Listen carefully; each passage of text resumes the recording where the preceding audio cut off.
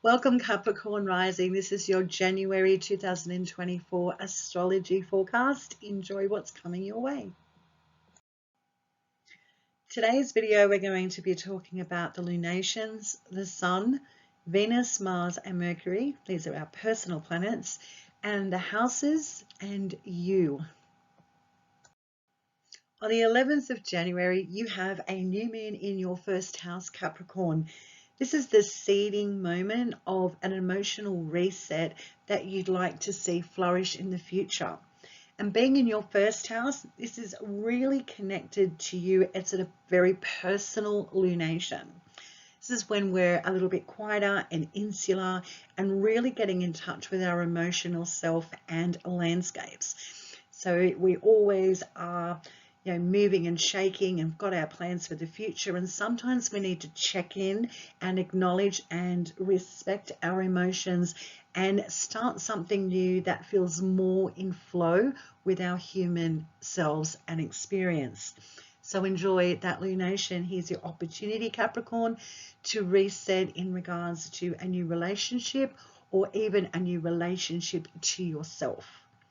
On the 25th, there is a full moon in Leo.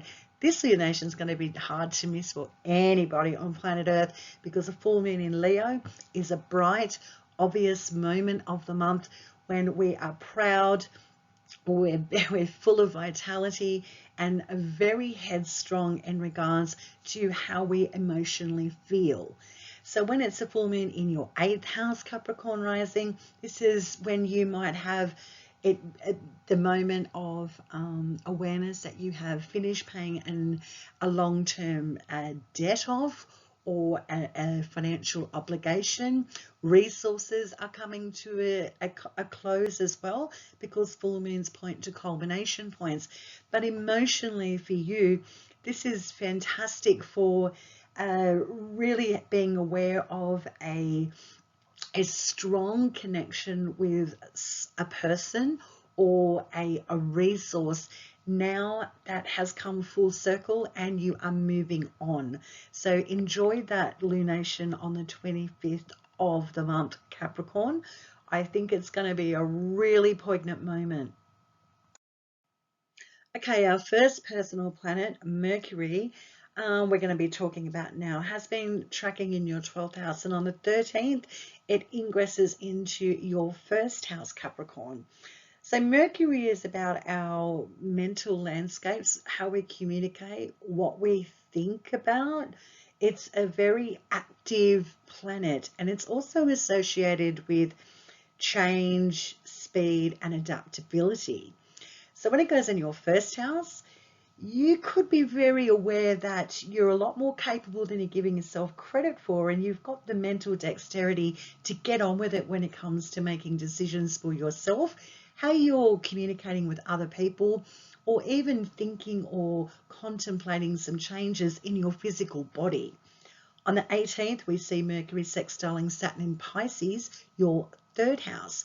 Fantastic for communication, writing, education, and short distance travel. So you could see yourself having a very busy day on the 18th. On the 19th, we see Mercury trining Jupiter in Taurus from your first to your fifth house. So communications with children, be it young or older.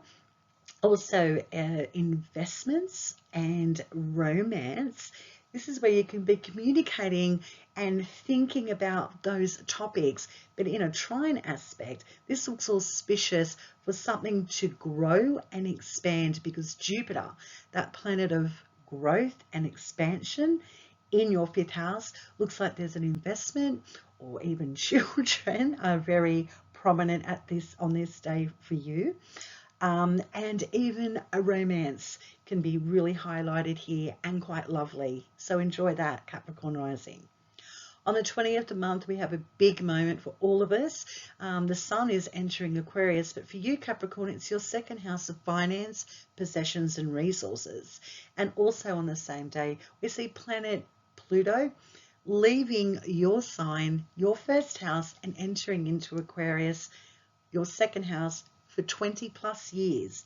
This is auspicious for financial wealth and some profound changes in your resources and income, expanding exponentially. So if you have financial plans for the future or would like to change things up in regards to employment, this is an opportune cycle for the next 20 years to really get down to what it is that makes you feel stable, secure, and safe. On the 27th, we see Mercury conjuncting Mars in Capricorn, your first house again. So we have Mars and Mercury coming together to give you the gusto, grit, and determination to make some pretty bold moves in regards to your personal life or even investments, because Mercury can be associated with finance, investments, and merchants and markets, excuse me. So Mercury conjuncting that Mars is fantastic for declaring something about yourself to the world, or even making a decision about your physical appearance. On the 28th, we see Mercury trining Uranus in Taurus in your 5th house. So your 5th house again is getting lit up here. So that Mercury trining Uranus, Mercury thinking, communicating, moving, trining Uranus, which is about sudden change, directions, inspiration, light bulb moments in your 5th house with your children, investments, and romantic partners. This can have you seeing a relationship come from out of the blue, or a change in an existing relationship, changes in investments, or something going on with your children at the time of the 28th. Let's talk Venus. Who doesn't like talking about Venus? The planet associated with balance, cooperation, partnership, relationships, love, and harmony. She's been tracking in your 12th house behind the scenes, and on the 1st, straight out of the gate, opening up 2024 for you, Capricorn rising, she's squaring Saturn in Pisces in your 3rd house. This is the day where you may be very aware of finances and how you're interacting in your local community might be draining you, or a relationship is being put on notice here or highlighted on this day for you to have a real think about what it is that makes you feel connected in regards to a personal project regarding writing, communication, teaching. On the 19th, she squares Neptune in Pisces in your 3rd house. So Capricorn rising, we've got Venus from your 12th to your 3rd. This may be a moment where you acknowledge that there's a cycle coming to an end in regards to your local community.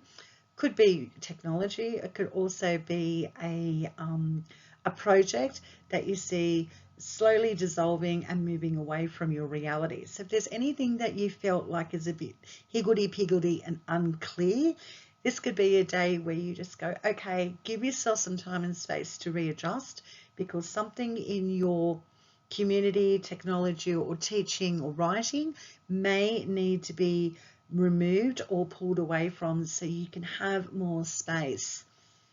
On the 23rd, we see Venus entering your 1st house.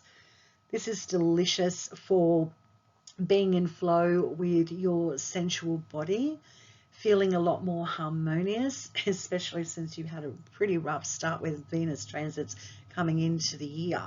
Now we see her relaxing into your 1st house, assisting you with finances, more flow in relationships and collaborations with other people, especially your 3rd house and local community. On the 27th, planet Uranus, which is associated with surprise, change, out of the blue occurrences, future trajectory, going direct in Taurus in your 5th house. This is auspicious for great wealth from past investments to come to pass. Relationships now moving in a different direction if they're felt a little bit retracted or not a lot of action going on there, or even children could be announcing something that's quite bold and out of the blue that you may be experiencing on the 27th when it goes direct. On the 28th, Venus is sextiling Saturn in Pisces, your third house, and trining Jupiter in Taurus, your fifth house. So your third and fifth house here lit up with Venus.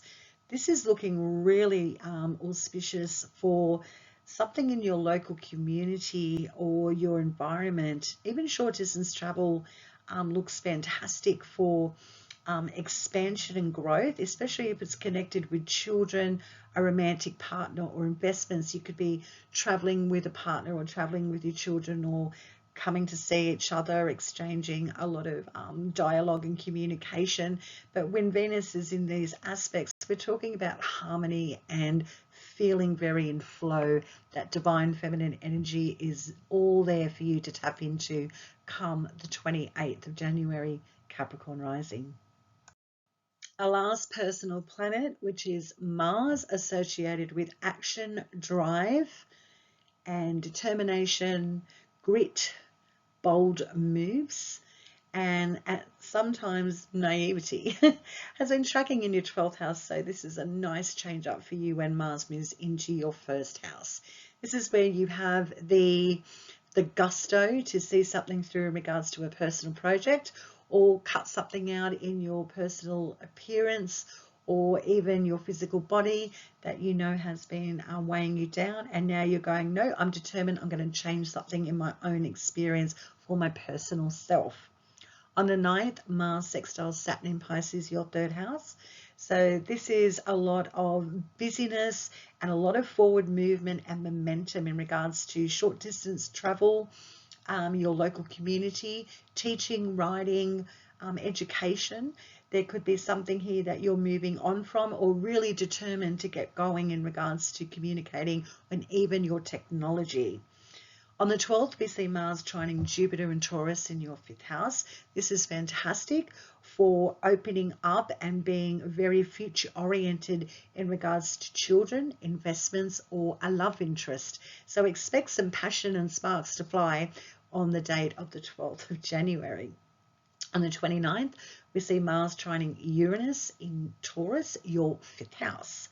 Again, this could be sudden bursts of sexual explosion and really yummy moments with a special someone, or an investment coming to pass that now seems to be opening up, and you can see some financial rewards.